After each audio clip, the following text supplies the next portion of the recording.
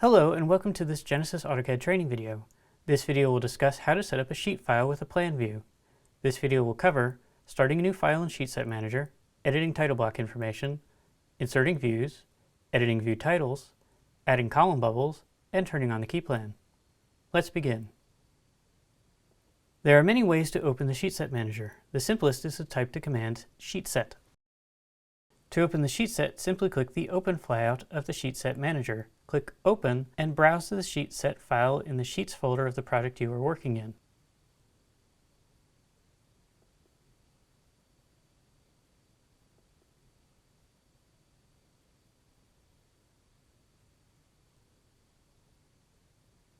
The SheetSet file has the extension DST. To close the SheetSet file, simply right-click on the SheetSet title and choose Close SheetSet. You can also open the SheetSet directly from Windows Explorer. Simply browse to the Sheets folder of the project and double-click on the DST file.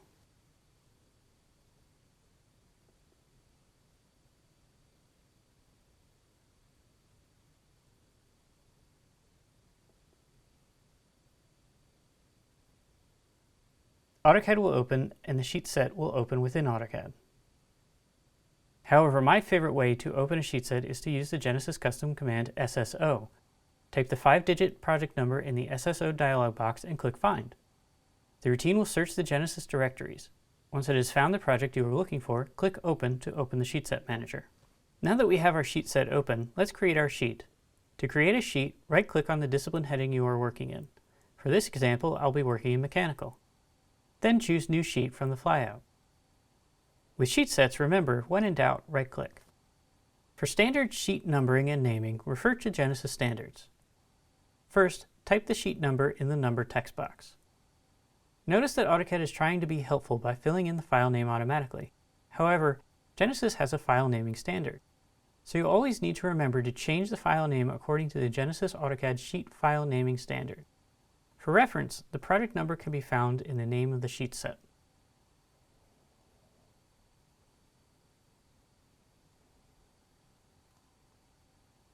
Next, in the Sheet Title dialog box, enter the sheet title following the Genesis sheet naming standard. Then click OK. The SheetSet Manager will now create the sheet file and set up the title block.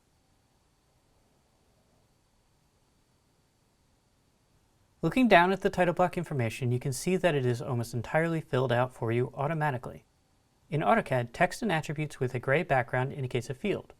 Fields are smart text that are linked to either SheetSet Manager or other parts of the drawing. Please do not overwrite fields. Instead, edit the source of the field. Most of the title information can be found in the sheet properties. To edit the sheet properties, go to the SheetSet Manager and right-click on the sheet you want to edit. Remember, when in doubt with SheetSet Manager, right-click. Now choose Properties. The Sheet Properties dialog box contains most of the information found in the information section of the title block. For instance, to edit the Drawn By field, find Drawn By in the Sheet Custom Properties section and edit the value. Click OK when complete.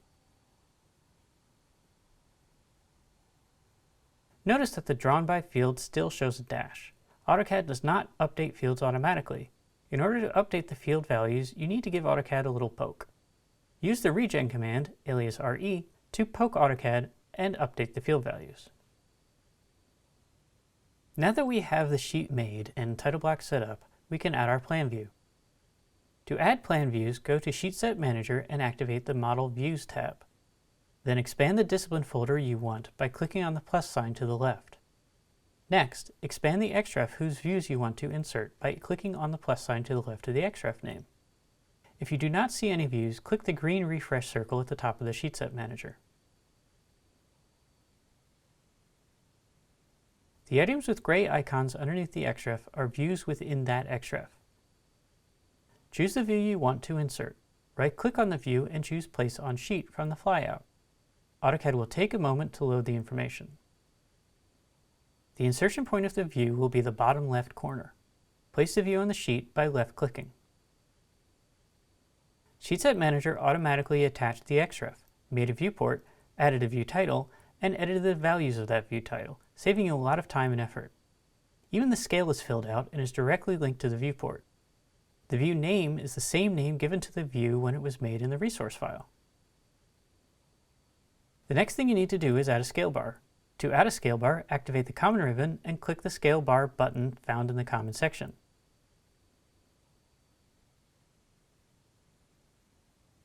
Then click on the view title. The correct scale bar will be added to the view title. Notice that the scale bar routine also creates a break in the view title circle if it thinks the sheet number is too long. I disagree. I think the number is short enough to fit in the circle, so I'm going to change it. To do that, click on the view title block. Then choose the lower dynamic block visibility handle.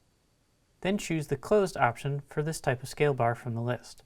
In this instance, the option is scale bar 1/x closed.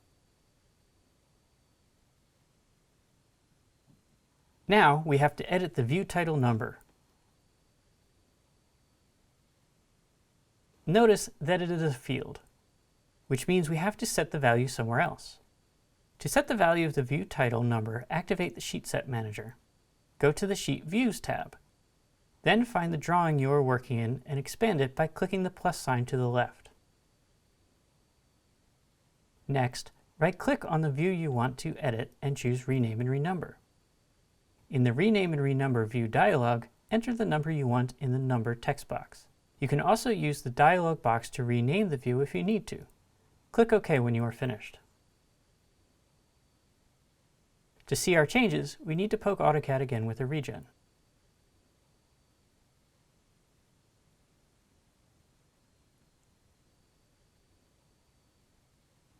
Now that we have our view title set up, we can add our column bubbles. At Genesis, we place column bubbles in paperspace to maintain visual consistency. Genesis has a custom column bubble routine that gets the column bubble values from the XREF in model space and places those values in paperspace. To use the routine, first activate the viewport you want to add the column bubbles to by double-clicking inside of it. Next, go to the Common ribbon and choose Auto Columns in the Common section. The Auto Columns routine will prompt you to select column lines in the XREF.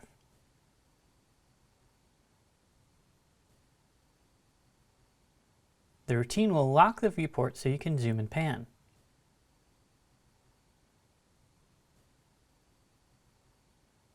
As you select each column line, the routine simply stores a list of the line's start and end points.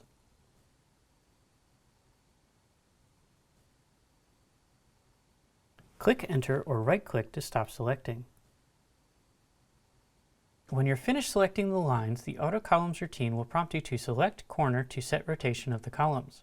If you pick the top left corner, then the column bubbles will be placed along the top and left of the viewport. If you pick the top right corner, then they will be placed along the top and right of the viewport. If you pick the bottom right corner, they will be placed along the bottom and right of the viewport, and if you pick the bottom left corner, they will be placed to the bottom left of the viewport.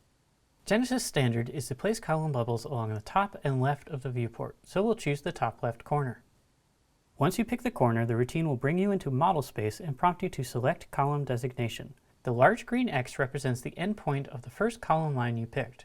Simply pick the letter of the column designation nearest the green X. Once you pick a column designation, the routine will move on to the next column line you picked.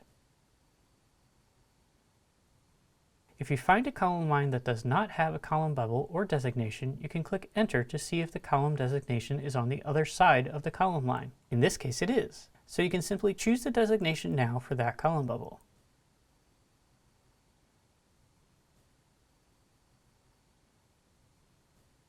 If there is no column designation on either side of the column line, simply click Enter and the routine will move on. Once you are finished choosing column designations, the routine will bring you back to paperspace and place the bubbles at the correct locations. If you encountered a column line that did not have a column designation, the column bubble will have a dash. The column bubbles and designations are not linked to the architectural background, so you can enter the value manually or erase the column bubble. Next, we want to add match lines. The match line command is found in the Common ribbon View section.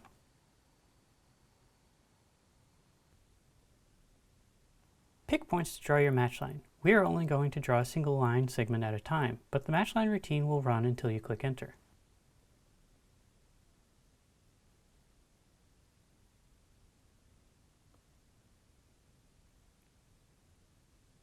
With our match lines in place, we can add sheet identity callouts to reference the neighboring sheets. To add sheet identity callouts, activate Sheetset Manager and go to the Sheet Views tab. Then expand the sheet you want to reference by clicking on the plus sign to the left. Next, right-click on the view you want to reference and choose Place Callout Block. From the flyout, choose GCS MTCH IDEN, which stands for Genesis Common System Matchline Identity. Place the callout block near the center of the matchline.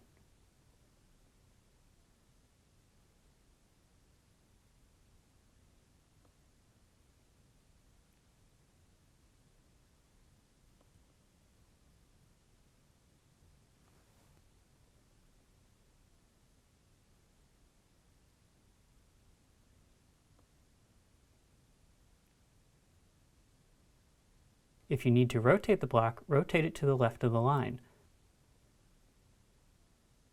Then, to change the side of the matchline the callout appears on, use the dynamic block flip handle. Now it's time to add our note view. To do that, we need a guide to know where to place our note view. To place the guide, activate your tool palette. You can activate your tool palette by expanding the flyout, using the tool palette command, or by using the Genesis custom command TT, which will open your tool palette and close Sheetset Manager.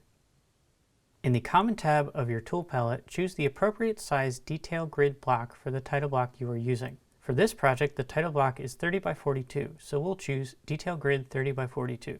Place the detail grid block at the bottom left corner of the title block's drawing area. It doesn't look like there is anything there, but if you click on the drawing area boundary, you will see a dynamic block visibility handle. Click the handle and choose Sheet Note Column. Now we can see the Genesis standard area for notes. Next, activate Sheetset Manager either by expanding the palette, typing Sheetset, or using the Genesis custom command SS, which will close your tool palette and open Sheetset Manager. Next, activate the Model Views tab and choose the note view you want from the resource file.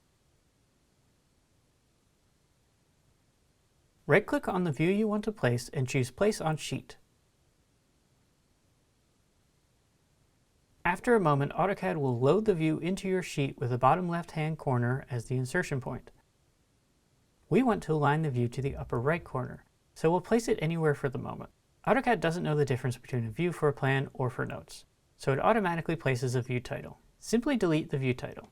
Then move the notes view to align with the upper right corner of the title block's drawing area. Now that all of our views are set up, there's one more thing to do. Turn on the key plan. The key plan is set up by the BIM team in the title block. You can turn on the key plan by thawing the key plan layers in the Layer Manager. Activate the Layer Manager. Then, in the filter tree to the left, select the title block to isolate the title block layers. Next, find the key plan layers in the list of the title block's layers. The key plan layers will all start with the letters G-KEYP. We want to turn on the north arrow, the overall building, and the area of the building we are showing on the sheet. This area of the building is Area C, so we'll turn that layer on. Now, before clicking OK, remember to reset your layer filters. Otherwise, the only layers you'll see in your layers lists are the title block layers. Go back to the filter tree on the left and select All. Now click OK. You'll see that the key plan, north arrow, and area of the building are now shown in the key plan. With the views inserted and key plan turned on, the sheet setup is complete.